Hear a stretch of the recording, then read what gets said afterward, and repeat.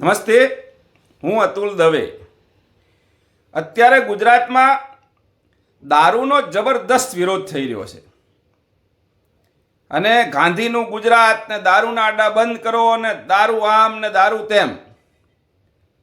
હવે જે લોકોને આ દારૂથી વાંધો હોય એ લોકો પાસે અગર જો દારૂની પરમિટ હોય તો એમને મીડિયાની હાજરીમાં જે તે જિલ્લાની નશાબંધી કચેરીમાં જઈને એમની પરમિટ જમા કરાવી દેવી જોઈએ.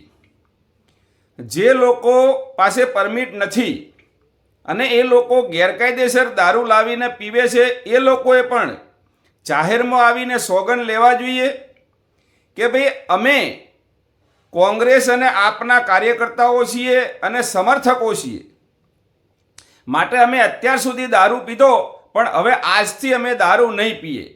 જો એમનામાં નૈતિકતા જેવું કંઈ પણ હોય તો એમને એ વાત સ્વીકારી લેવી જોઈએ કે અમે અત્યાર સુધી દારૂ પીતા હતા પણ આજથી અમારો આત્મા જાગી ગયો છે અને હવે અમે દારૂ નહીં પીએ.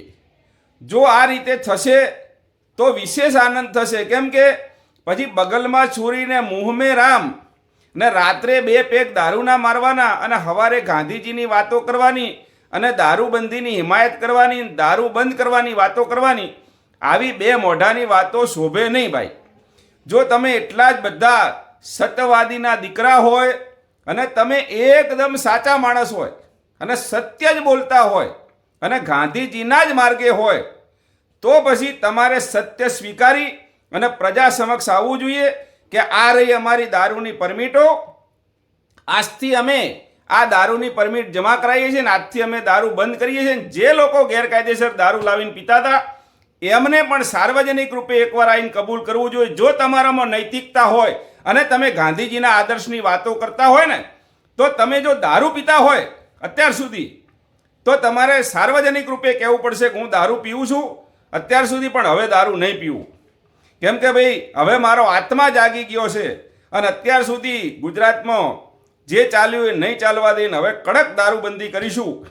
અને સાથે સાથે આ બંને પાર્ટીની જ્યાં પણ સરકારો છે એ રાજ્યની અંદર પણ તાત્કાલિક દારૂબંધીનો અમલ થવો જોઈએ, કેમ કે જો દારૂબંધી એટલી જ સારી હોય અને રાજ્યના હિતમાં હોય તો આ રાજ્યનું હિત જે રાજ્યમાં આમ આદમી પાર્ટી અને કોંગ્રેસની સરકાર છે એ રાજ્યમાં પણ આનો અમલ થવો જોઈએ, એ રાજ્યનું પણ હિત થવું જોઈએ. કેમ કે જો દારૂબંધીથી ફાયદો જ હોય તો પછી ફાયદો ખાલી ગુજરાતને જ કેમ, જ્યાં કોંગ્રેસને આપની સરકારો છે ત્યાંના નાગરિકોને કેમ નહીં.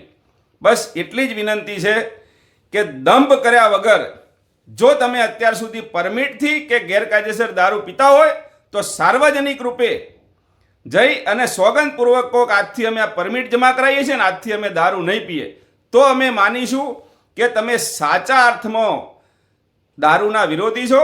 બાકી રાત્રે દારૂ પીવાનો ને સવારે ગાંધીજીની વાતો કરવાનો કોઈ મતલબ નથી ભાઈ. આશા રાખીએ છીએ કે આ 2 ધારીને દોગલાપન છોડી અને કોંગ્રેસ અને આપના નેતાઓ અને કાર્યકરો અને એમના સમર્થકો આવતીકાલે સાર્વજનિક રૂપે રેલીના સ્વરૂપે જઈ અને ગાંધી આશ્રમ ખાતે સોગંદ લેશે કે અમે આજથી દારૂ નહીં પીએ.